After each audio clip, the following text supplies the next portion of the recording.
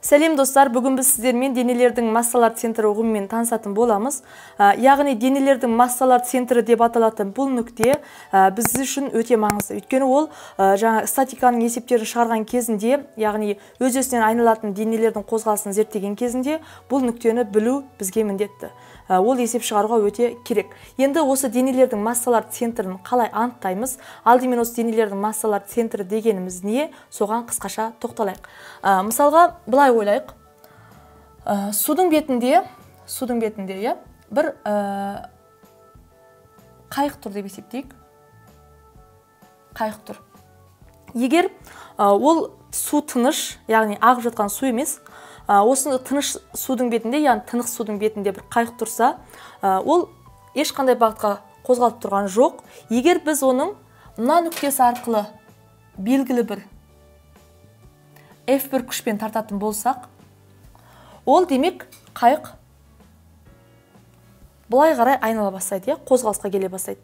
Ал енді келесі осы қайықты немесе мына жерден бір F2 күшпен тартатын болсақ, ол бұлай қарай бұрыла бастайды. Енді оны қандай да бір оның ортасына жуықтау нүктесі арқылы өтетін, мысалға, бір F3 күшпен тартатын болсақ, ол енді айналмайды. Мына екеуінде де ол айнала бастайды ғой. Бұл нүктеде айналмайды, ол тек астыға қарай бағытталған, яғни мына күштің бағытымен бағыттас, ілгерілемелі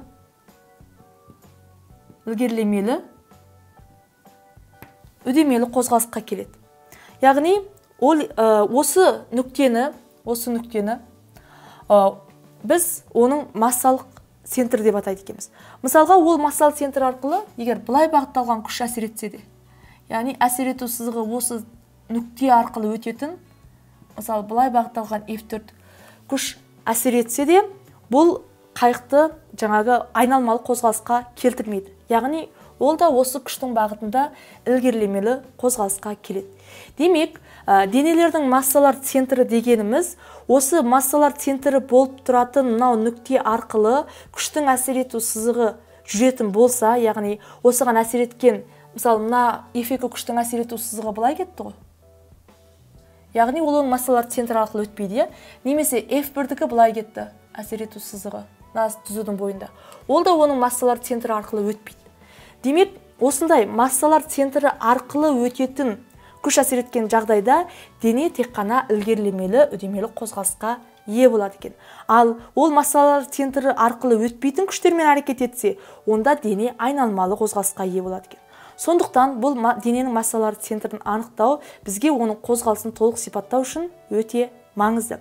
Яғни, сонда дененің массалар центрі дегенге біз мынандай анықтама берсек те болады. Мысалға, дененің массалар центрі деп сол нүкте арқылы өтетін күштер арқылы дене тек қана ілгерілемелі қозғалысқа келетін болса, осы нүктені біз массалар центрі деп атаймыз. Немесе осы массалар центрі арқылы өтетін күштердің әсерінен дене тек қана ілгерілемелі қозғалыс жасайды екен. Яғни ол айналмалы қозғалыс жасамайды деген сөз.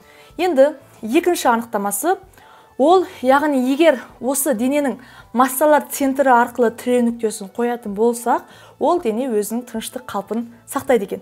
Мысалға, мына маркердің мен кез келген нүктесіне тіреу нүктесін қойсам, ол өзінің тепе-теңдігін сақтамайды, яғни былай қойсам, массалық центріне емес бөлігіне тіреу нүктесін қойсам, ол мына жағы басылып кетіп тұр. Ал егер оның дәл массалық центріне мен тіреу нүктесін қоятын болсам, ол өзінің тыныштығын сақтайды. Сондықтан массалар центрі дегенге тағы бір анықтама берсек болады, яғни сол дәл массалар центріне қойылған тіреу нүктесінің арқасында дене өзінің тыныштық қалпын сақтайды екен. Балалар, енді массалар центрінің не үшін бізге маңызды екенін түсіндік. Яғни ол дененің тепе-теңдік шартын қарастыруда бізге өте маңызды, оның орнын анықтау. Ал енді сол массалар центрін дененің қалай анықтаймыз? Енді бірінші әдіс ол геометриялық әдіс дейді. Яғни геометриялық әдісте біз жаңағы бұл геометриялық әдіспен біз жазық фигуралардың массалық центрін анықтау өте оңай. Өйткені олардың жаңағы массалық центрі оның жазықтығының центрінде орналасады. Мысалға, төрт бұрышты алатын болсақ, Оның массалық центрі қай жерінде орналасқан? Мысалы, мына төрт бұрышты жұқа пластинка деп алайық. Оның масса центрі қай жерінде орналасады? Егер осы төрт бұрыштың диагоналдарын жүргізсек, диагоналдар, мысалға мынандай, и екінші диагоналы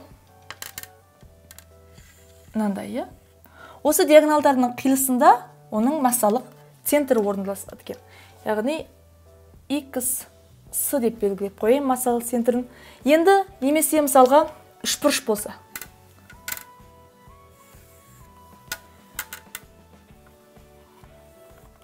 үшбұрыш болса,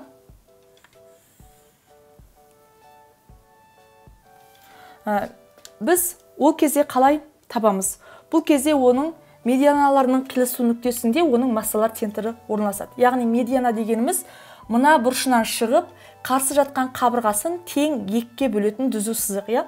Мысалға, бұны тең екіге бөлу үшін мына жерде бізде мөлшермен мына жер екен. Яғни қарсы жатқан қабырғасын тең екіге бөлетін ол мына сызық. Келесі, мына төбесінен шығарылған кезінде бізде қарсы жатқан қабырғасын тең екіге бөлетін ол мөлшермен мына нүкте. Ал енді мына неден шығатыны ол келесі бұрышынан мөлшермен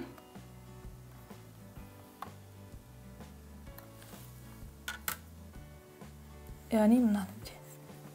Осы медианаларының қиылысында жатқан нүктесі үшбұрыштың, оның массалық центрі болады екен. Бұл әрине, бұл жерде бір текті болу керек, яғни бірдей заттан құралған болу керек, пластмасс болса пластмасс, темір болса темір және жұқа болу керек. Яғни қалыңдығы бірдей болу керек. Сол кезде оның массалық центрін біз геометриялық әдіспен осылай оп-оңай есептесек болады екен. Енді келесі әдіс бізде ол эксперименттік әдіс. Яғни эксперимент арқылы, мысалға бізге үнемі тік төрт бұрыш, немесе квадрат, немесе жаңағы шеңбер сияқты фигуралар келмейді ғой. Бізге мысалға мына сияқты трапеция тәрізді, немесе алты бұрышты, кез келген пішінді жазық фигуралар келуі мүмкін. Оны қалай анықтаймыз? Мысалға оның кез келген екі немесе үш бұрышын тесуіміз керек бірінші. Сосын жіпке бір жүкті іліп алуымыз керек. Және осы тескен нүктемізге мына жіптің орналастыратын болсақ, енді ауырлық күшінің әсерінен ол тік төмен бағытталады. Мен алдын ала сызып қойдым қызыл сызықпен. Яғни осы жіптің әсер ету сызығы мынау қызыл сызықтың бойымен бірдей болып жатыр. Енді келесі бір нүктесін қарастырайын, яғни сызып алдық. Мына сызық бізде. Енді келесі нүктесін қарастырсам, мысалға мынау. Яғни жіпті еркін қойы берсем, ауырлық күшінің әсерінен ол мөлшермен осы қызыл сызықтың тұсына тура келеді. Енді келесі екі сызық алсақ та жеткілікті. Мен үш сызықты дайындап қойдым бұл жерде. Яғни міне мына бұрышына жіпті ілетін болсақ, ол қарап отырсаңыздар осы бұрышы арқылы түсірген кезінде жіп мына түзудің бойымен салақтап тұр. Мен оны алдын ала сызып қойдым. Енді осы үш түзудің қиылысқан жерінде, сіздер екі тесігін алсаңыздар, екі бұрышынан, онда екі түзудің қиылысқан жерінде, яғни мына нүктеде сіздің жаңағы осы трапецияның массалық центрі орналасқан деген сөз, яғни массалар центрі.